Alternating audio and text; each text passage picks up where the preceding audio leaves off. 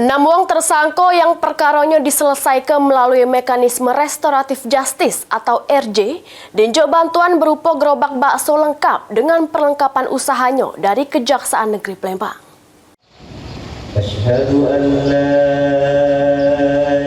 6 wong tersangka yang perkaranya diselesaikan melalui mekanisme restoratif justice atau RJ dinjok bantuan berupa gerobak bakso lengkap dengan perlengkapan usahanya dari Kejaksaan Negeri Palembang.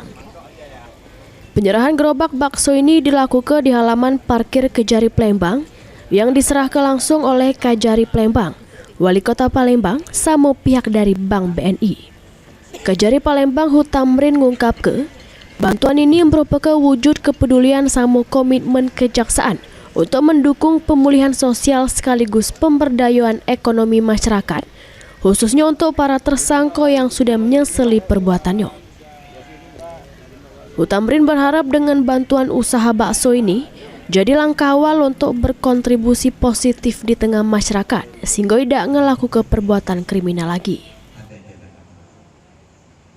Bagaimana bisa membantu pasca mereka-mereka yang telah kita tetapkan mendapatkan restoratif justice. Yang selama ini terpikirkan bagaimana menghentikan perkara sebelum.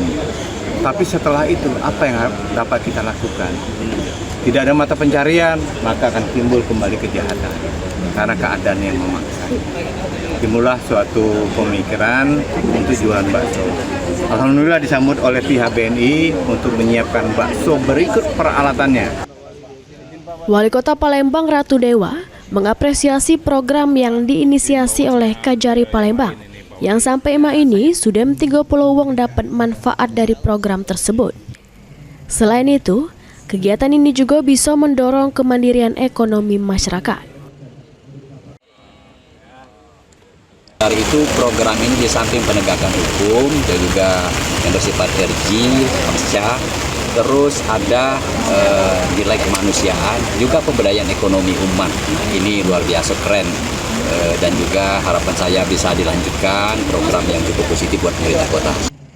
Program ngenjok bantuan usaha ini jadi bagian dari langkah Kejaksaan untuk memperkuat pelaksanaan restoratif justice sebagai upaya pendekatan yang humanis sama memulih hubungan sosial antar warga.